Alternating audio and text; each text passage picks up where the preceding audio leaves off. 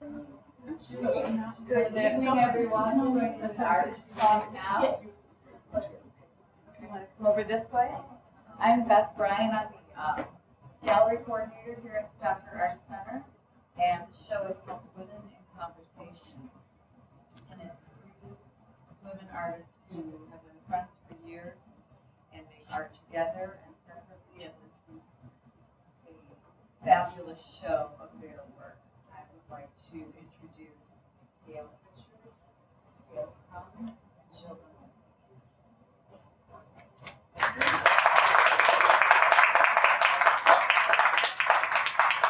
Thank you all for coming. Yes, thank you for coming and making the check. I really appreciate it. I'm going to go first because I'm the youngest. They told me I was the prettiest, but I didn't. But I'm going to talk a little bit about overall process, and then I'm going to move over into that corner over there because most of my work is over there. I do have an artist statement, and basically I'm a person who's always done art, a lot of painting, drawing, oil pastels, collage, and assemblage, partly because of Gail introduced me to that. I do bookmaking, printmaking, but primarily in this show, I've done collage and 3D assemblage. So I have two series that I really feel strongly about that are new series of work, mixed in with some older pieces, but they're along this far wall and then in that corner. And on the far wall over there is what I call my poetry quote series.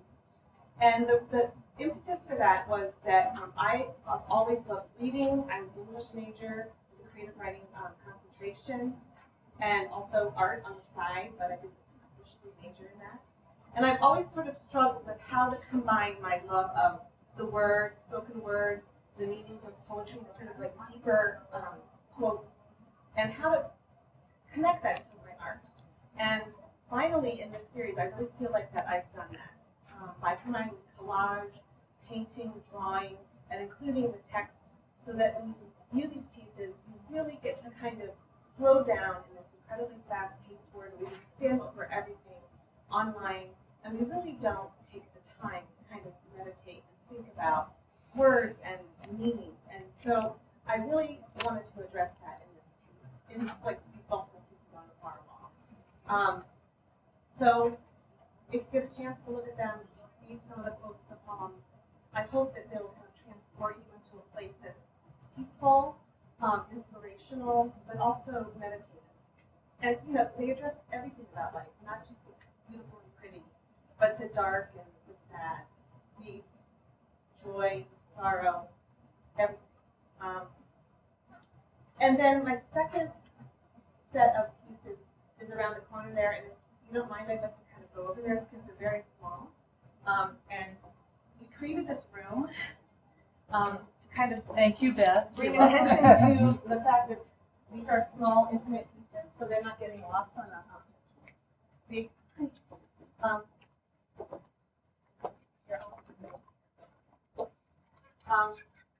So I don't know if you guys can come around and kind of see, but all of the pieces on this sort of mantle are my Fairy Tales Reimagined series. They're mostly 3D assemblages. I have a couple of found word poetry where I went into like a fairy tale book and I circled words that I sort of told a story, and then I kind of drew over them with an image that kind of related to like the fairy princess or the big ship that's going off to conquer things. But most of them are 3D assemblages. And as a child, I've always fascinated by fairy tales, and as a mother, I've read a lot of them to my children. And as you know, a lot of them have lots of dark elements to them. They warn of dangers such as wild animals that might eat you up, men who might do things to you, and people who want to put you behind closed doors and make you do impossible tasks. They seem to sort of belong to another era, but in today's world, we're seeing more and more of a resonance with these types of stories about danger in the world. And I thought I'd use the fairy tale as sort of a vehicle to push the narrative of, hey, we really need to pay attention. We need to teach our kids things. I know that, with Harry Potter, there's a lot of these sort of post-apocalyptic stories that we tell our children through media, film, TV, books, and they're very, racy and fun and exciting, but there's also something to be said for the quiet fairy tale. And one of the things I realized that as a mother of a daughter, a lot of the stories that I grew up with as fairy tales weren't exactly sort of powerful feminist statements, right? I mean, you have to be beautiful, you have to be kind of almost dead, or, being in danger so some prince can come up and save you, right? Am I right? Yeah. And Disney can't sell that anymore. I wonder why. Who's going to want to go see, do you think your daughter wants to go see something where they're like a victim? I don't think so. They want to see a powerful warrior, right? And so with that in mind, I have a piece that I think is sort of like a more transformative piece, which is this piece in the middle right here. And it's called The Wolf at the Door. And this is kind of about school shootings, because what it is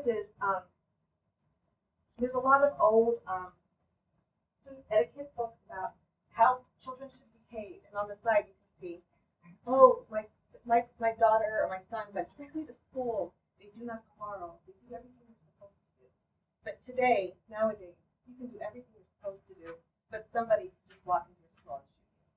And that's what this little piece in the middle is about, fearing and putting away childish things.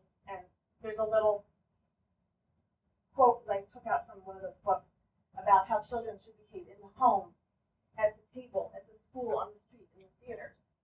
But then I turned it into where you actually could be killed. And that's what these porcupine quills are. And on the front it says, the wolf's at the door. And that's kind of how I feel about what it feels like to raise a child.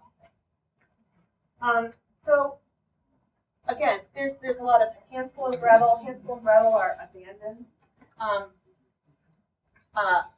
There's Little Red Riding Hood, who's always being chased by the wolf. There's a glass coffin here, like Snow White was in a glass coffin, near death, but she really was alive. There's keys. There's locks. There's behind doors. There's glass.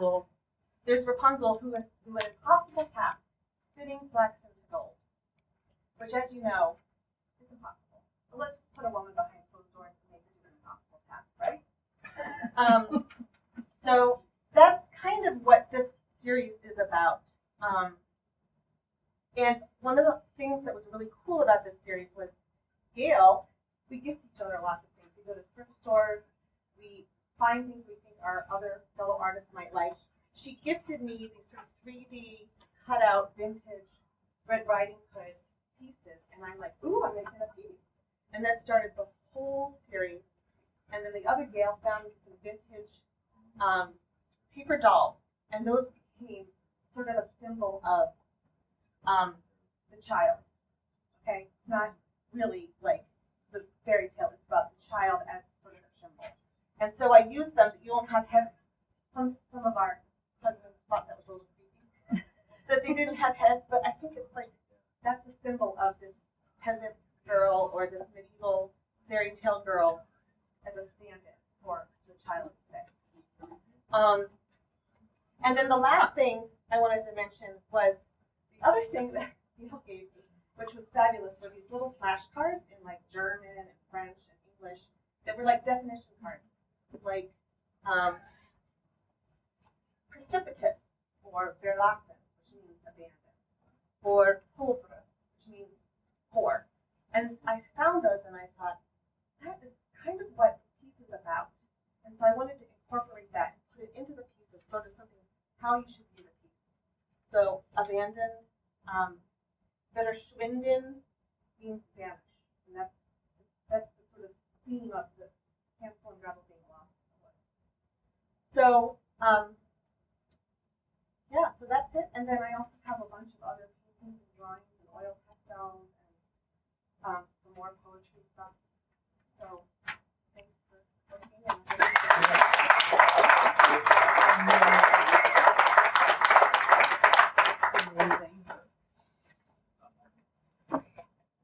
I Okay. Well, Jill is really well prepared. I don't know what to say other than, well, first of all, I want to thank Gail and Jill.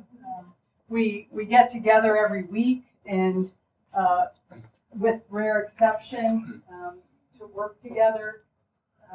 And I also want to thank our supportive husbands and families, because you can imagine what our houses have looked like this past year and how much, time we spend putting this stuff together, and they've been very supportive, and we really appreciate that.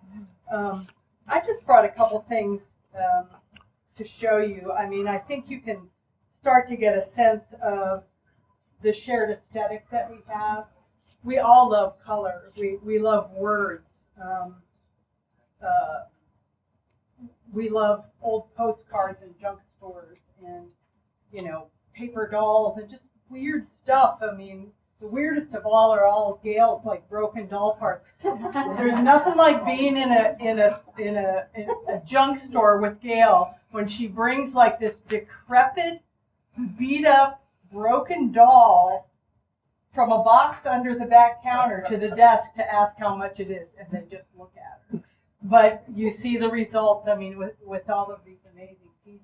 So Jill and I tease, but if we're looking for something and we don't have it, we call Gail, because she usually has it in her studio. So I just brought a couple things. My work really starts with words and marks. A lot of times you can't see them.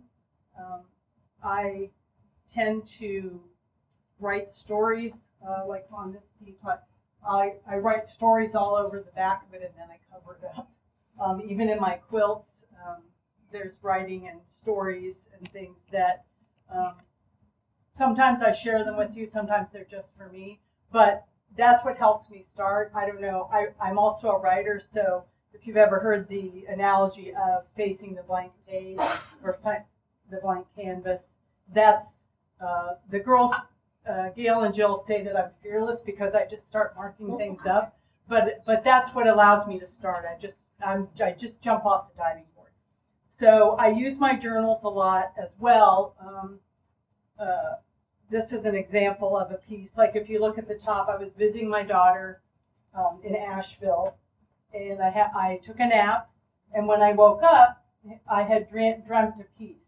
And so I made a note of it in there, and then 2 years later, you can see the piece. It's in the show. It's hanging down there.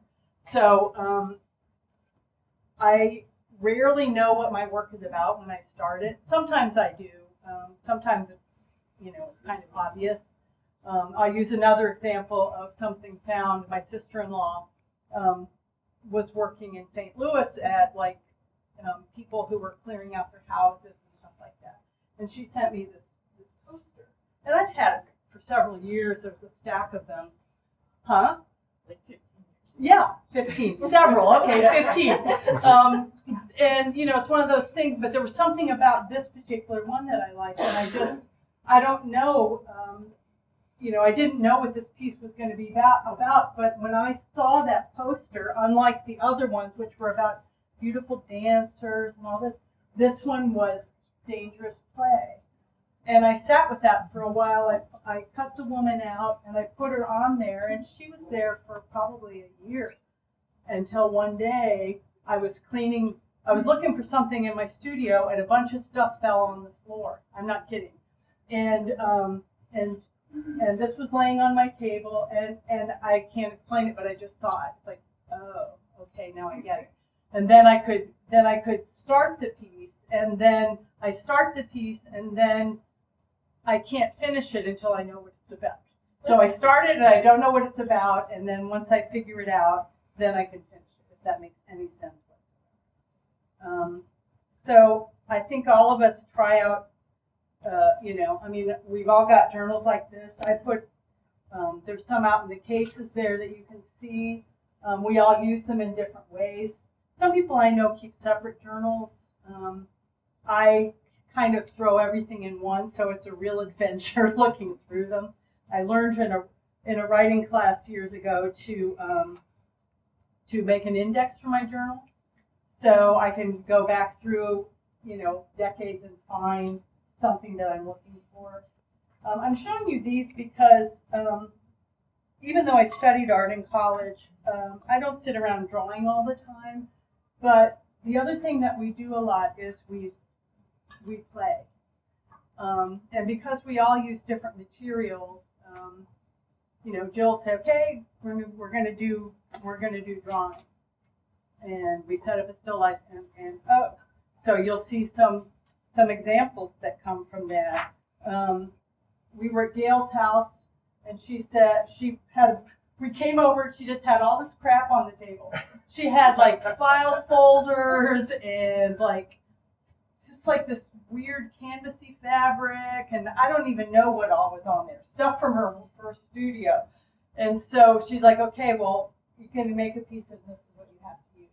So we all have that piece in the show.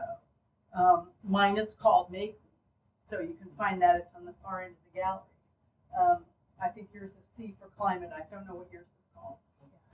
But anyway, it doesn't matter.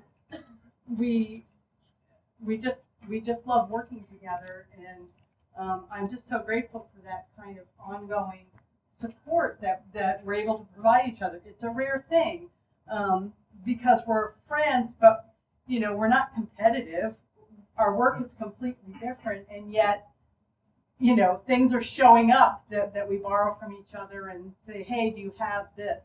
And that's really all I have to say, other than I will also mention we have compatriots in the crowd. I mentioned the poster that Marnie shared, and I also wanted to thank Eric and Chris for the beer bottle caps. That's a lot of beer because that only represents about a fourth of all the ones they gave me. He's got a lot more. Yeah, he's got a lot more. So anyway,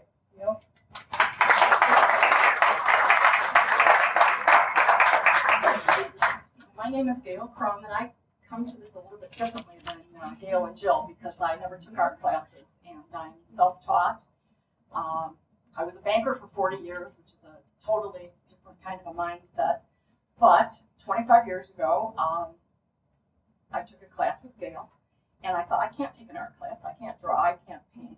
But I took the art class, and it was an assemblage class, putting three-dimensional things together. And I thought, well, I can do that. And that's how it started. So for 25 years, we've all been getting together, like Gail said, and working on our artwork. And we just started seeing themes and things that went together. And we use the same materials. We'll get a big piece of cloth, and we'll take it and we'll cut it in three. And then we all have this cloth, and sure enough, somewhere or somehow it shows up in our work. So we work like that, and this is the result. We started talking about, when we get together, we talk about all kinds of things that are going on in our lives and with our kids and our husbands and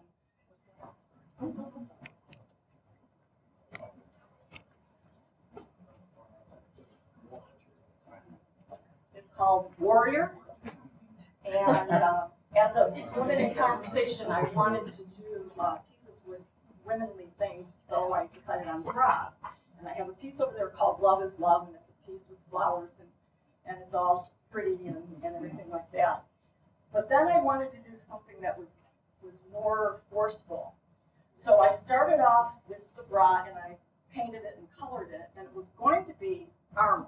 And I was going to cover the entire thing with metal, and it was going to be a piece called armor. And then I found this piece in the middle. I had no idea what it was, but it was scary, and I just thought it was very cool. So I figured a way to attach it, and I said, okay, that's not armor, that's a warrior. And that's how it came about. And then I found the different pieces that I wanted to go on it. I had to put a strong belt in order to hold it up, because this is really heavy. And all these little sticks there were put on one by one and done.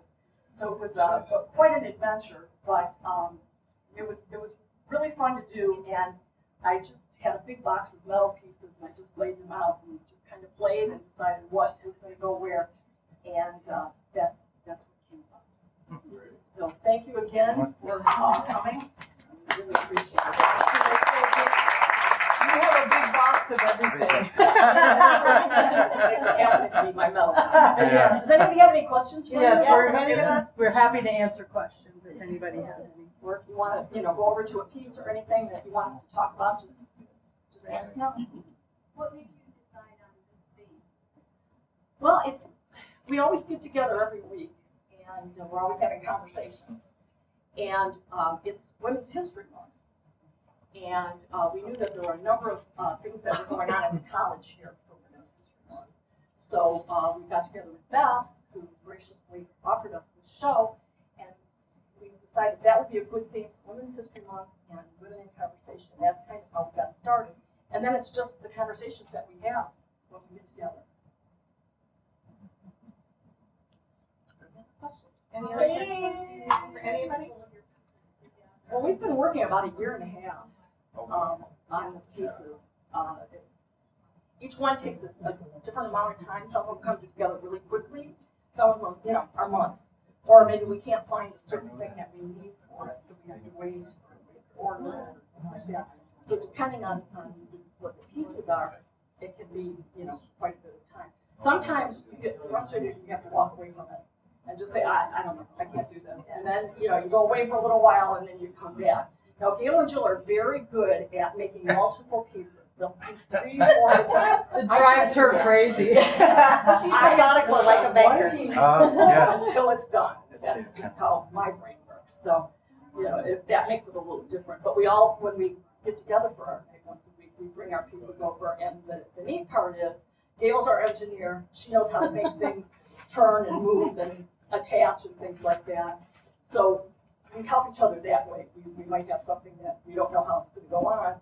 And so we go to Gail and she tells us, well, if you do this and do this, and that's how it works. And then Jill's our painter, so anytime we're going to do any kind of painting and drawing, then we go to her, because I didn't draw in painting before. And Jill, sat me down and said, okay, we're going to do some drawing. And my piece Grow up on the wall there, those are my flowers that I drew in there, which was like a big thing for me, because I don't, draw. Actually, she draws really good. She Just does. she won't admit it. I'm Your starting to sketchbooks learn. are out there, So take a look at the cases are really interesting because it's all of they're like an educational case. So it's all of the materials that we use and things like that. Because the college kids are interested in process and the kind of things that we use. That's why on all of our tags we have the materials that we use so that you can look at it. Because I know when we go to art shows, we look at it and we're like, what do you think that is? Is it acrylic? So this way we put it on all the pieces so that you have an idea. Do you and Jill have keep journals? Yep. Jill and Gail are very good at scrapbooks and journaling and things like that. That's and sketchbooks. They have huge sketchbooks with lots of things. Yeah, mine's about this thick. Filled with stuff. If I opened it, things would just fall all over the floor. Now that's not I've started to make some. I love altered books, so I've been doing that.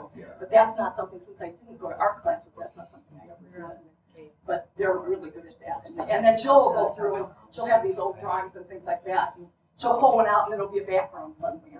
Yeah, that was Gail's idea. She says, what about all these old paintings that you have? And they're awful. And she's like, why don't you rip them up and use them as background? And I'm like, yeah. And then a whole bunch of pieces came out of that. In fact, the piece that is sort of in the oranges over there, that was a really ugly monoprint that I made 20 years ago. That I was like, ugh, so ugly. So I tore it up and I gave one part to Gail.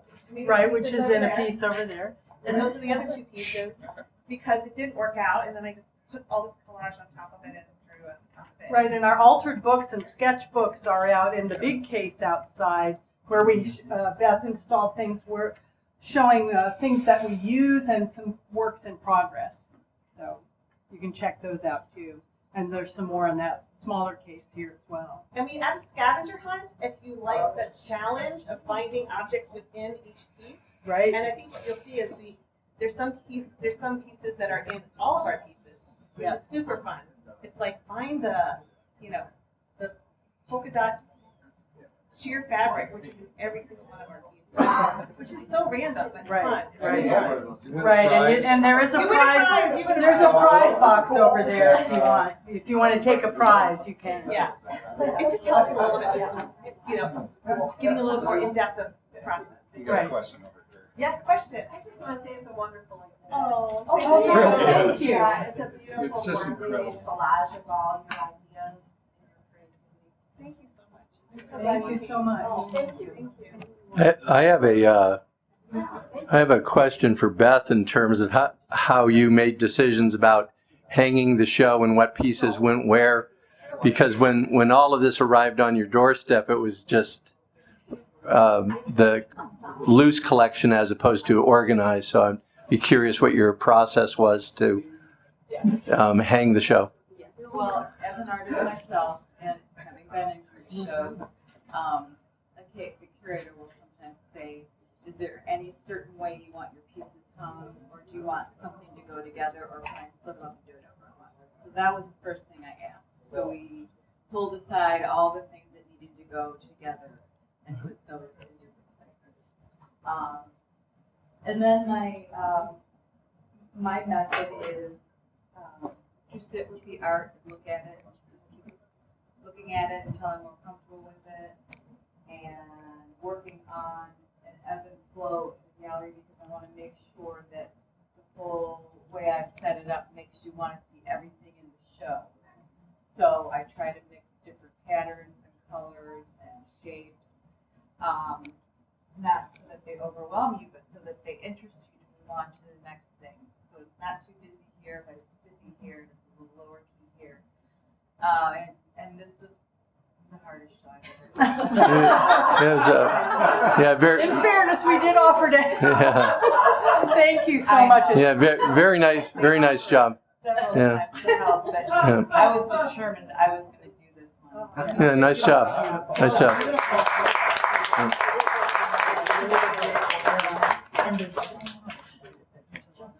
Any other questions? You're welcome to buy anything you like. Yes, please. And we also have a bin of more inexpensive pieces over here if you are interested, and we take commission. Thanks. I can see my